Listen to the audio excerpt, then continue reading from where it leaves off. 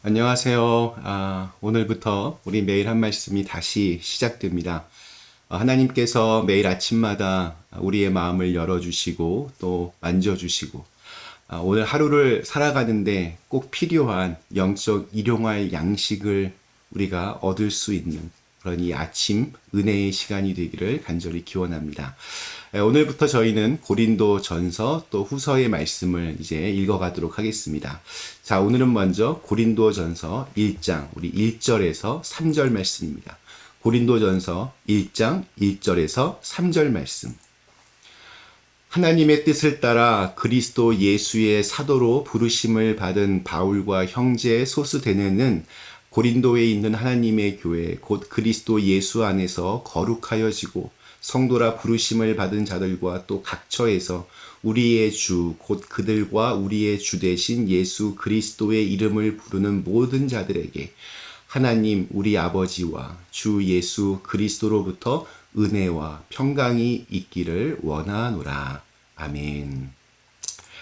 네, 무슨 말씀으로 이제 매일 한 말씀 다시 시작하면 좋을까 이렇게 많이 생각했습니다. 성경에 있는 모든 말씀들이 다 귀하고 또 우리에게 필요한 말씀들이지만 그 중에서도 우리 고린도 전서의 말씀은 교회는 어떠한 모습으로 어떻게 세워져야 하는가를 아주 소상하게 생생하게 밝혀주고 있습니다. 많은 분들이 이야기합니다. 교회는 코로나 이전으로는 다시 돌아갈 수 없다. 완전히 달라진 세상에서 완전히 다른 모습으로 교회가 그렇게 변화되어야 한다. 이렇게 말을 합니다. 저는 이러한 주장은 반은 맞고 또 반은 틀리다. 이렇게 생각합니다. 새로운 세상과 또 이렇게 달라진 문화 생활들은 엄연한 현실입니다. 교회도 거기에 맞추어서 물론 새 옷을 입을 수 있어야 됩니다. 그러나 지난 2000년 동안 이렇게 교회가 유지될 수 있었던 이유는 어떤 시대의 흐름과 유행을 이렇게 잘 따라갔기 때문이 아닙니다. 2000년 동안 정말 수많은 나라와 기업들과 모임들과 조직들이 생겨났다 다 사라졌습니다. 2000년 전에 태어난 이래로 지금까지 생명을 가지고 있는 곳은 교회가 거의 유일합니다. 여러분 그 이유를 아십니까? 예수님께서 교회의 머리가 되시기 때문입니다. 교회도 지난 2000년 동안 수많은 위기들이 있었습니다. 아주 극심한 박해의 시기도 있었고 또 지나친 그 풍요로움에 취해서 타락했던 시기도 있었습니다. 요즘 코로나 바이러스 때문에 이렇게 문을 닫는 교회들이 늘어나고 또 교인들의 숫자도 헌금도 아주 급격하게 줄어든다는 그런 통계들이 잇따라 나오고 있습니다. 미국에 있는 한인 교회들 중에서 지난 2년 동안 약 1000여 개의 교회가 문을 닫았다고 합니다.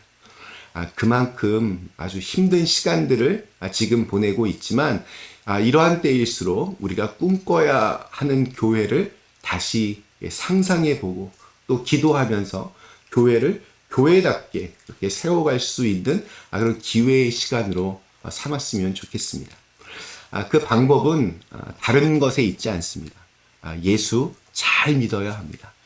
예수님이 교회의 주인이시다라는 고백이 실제로 교회 안에 가득해야 합니다. 고린도 전서와 또 후서의 말씀은 그런 점에서 우리 교회가 끝까지 붙잡아야 될 진리가 무엇인지를 잘 배울 수 있습니다. 자, 우선 우리 고린도 전서 말씀 묵상하면서 좀 이렇게 염두에 두어야 할 점이 하나 있습니다. 그것은 당시의 상황에 대한 이해가 그 배경을 아는 좀 지식이 필요하다는 점입니다. 고린도에 보내는 이 편지는 그냥 보내는 안부 편지가 아닙니다. 고린도 교회의 여러 문제들을 해결하고 또 조언하고자 보낸 아주 긴급한 편지였습니다. 당시 초대교회는 아직 뭐 이렇게 변변한 체계를 갖추지 못한 상태였고 또 질서를 세울 교리나 또 규율도 없는 상태였습니다. 게다가 신학적 기반도 부족해서 조금은 이렇게 우왕좌왕 그런 상태에 있었던 시기였습니다. 그런 와중에 곳곳에서 사건들이 벌어졌습니다. 내가 옳다, 네가 옳다 싸우다가 마음에 깊은 상처를 받기도 하고 또 교회가 갈기갈기 찢겨지기도 했습니다. 각종 이단들이 등장해서 또 교인들의 영혼을 갉아먹기도 했습니다. 이를 해결하기 위해서 바울이 직접 갈 수 없는 상황이어서 급하게 편지를 보내서라도 도움을 주고자 했습니다. 그래서 고린도 전서에는 당시의 문화와 또 여러 가지 그 삶에 제한된 언어들이 자주 등장합니다. 그러니까 오늘날의 생각과 기준으로는 이해하기 힘든 것들도 많이 있습니다. 이것을 무시하고 성경에 나오는 그 문자에만 너무 집착하면 굉장히 극단적이고 위험한 근본주의자가 되는 겁니다. 그래서 조금은 더 깊이 묵상해야 되고 또 이해와 해석을 동원해야 됩니다. 말씀을 우리의 상황에서 이렇게 거듭날 수 있도록 끌고 오는 것이 우리가 말씀을 읽는 올바른 태도이고 또 실력이기도 합니다. 그런 좀 열려있는 마음으로 우리 고린도전서의 말씀을 묵상했으면 좋겠습니다. 네, 오늘 읽은 말씀 아주 일반적인 인사말입니다. 누가 누구에게 쓰는 편지인지 그리고 이 편지를 받는 자들에게 인사와 안부를 묻는 것은 정말 편지의 또 바울 서신의 아주 기본이기도 합니다. 자, 근데 바울은 우리 고린도에 있는 성도들을 그리스도 예수 안에서 거룩하여지고 성도라 부르심을 받은 자 이렇게 부르고 있습니다. 그리스도 예수 안에서. 이 구절은 바울의 신학에서 아주 중요한 단어입니다. 이 구절은 주님의 삶과 죽으심을 따라 살고자 하는 이들이 끝까지 정말 가장 중요하게 붙잡아야 될 그런 말씀 중에 하나입니다. 예수 안에 있을 때 우리의 영혼은 건강해지고 또 우리의 삶은 거룩해질 수 있습니다. 거룩하다, 이게 무슨 말입니까? 일상적인 삶과 어떤 구별되는 것이 과연 무엇이겠습니까? 이게 보면 우리가 일상적으로 이렇게 먹는 빵이 성찬을 위해서 구별되고 성별될 때 그 빵은 거룩하게 됩니다. 그러니까 재료가 거룩한 것이 아니라 뭐 어떻게 해야 이게 거룩해지는 것이 아니라 하나님 앞에 드려지고 또 예수 그리스도 안에 있을 때 그것이 거룩해지는 겁니다.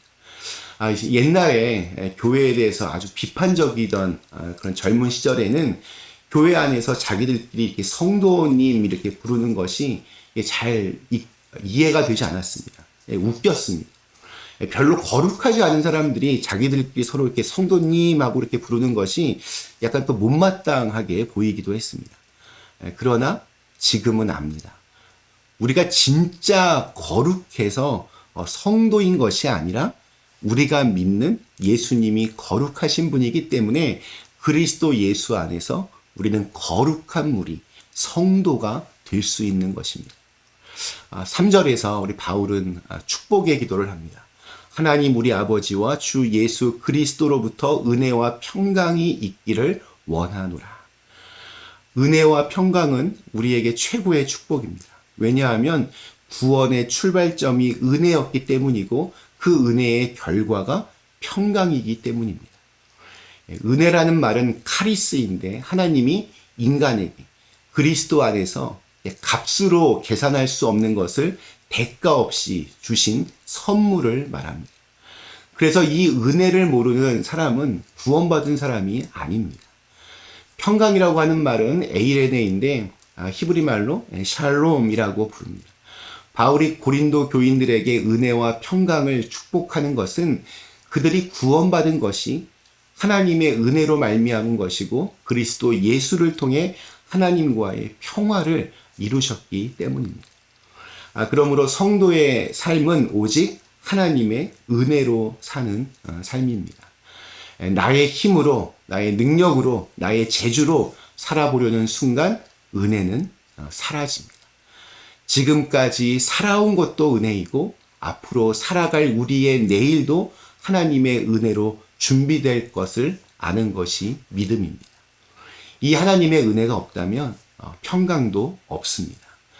은혜를 모르고 은혜를 받지 못한 자의 삶은 메마르고 불안과 초조와 분주함과 염려와 근심으로 가득 차게 됩니다. 오늘 우리에게 주신 하루 하나님의 거룩한 자녀로 주님께서 주시는 은혜와 평강이 저와 여러분의 삶을 충만케 채워주실 수 있기를 간절히 기원합니다. 잠시 함께 기도하시겠습니다. 거룩하신 하나님, 저희를 부족함에도 불구하고 또 죄인된 상태임에도 불구하고 대가 없이 은혜로 저희를 불러주시고 또 평강으로 우리의 삶을 인도하시니 감사합니다. 주님의 거룩한 성도로 살아갈 수 있도록 우리의 삶을 이끌어 주시고 언제나 우리의 삶 속에서 은혜가 메마르지 않게 하시고 우리의 평강이 그 어느 것으로도 흔들리지 않도록 저희와 동행하여 주시옵소서. 예수님의 이름으로 간절히 기도드리옵나이다. 아멘.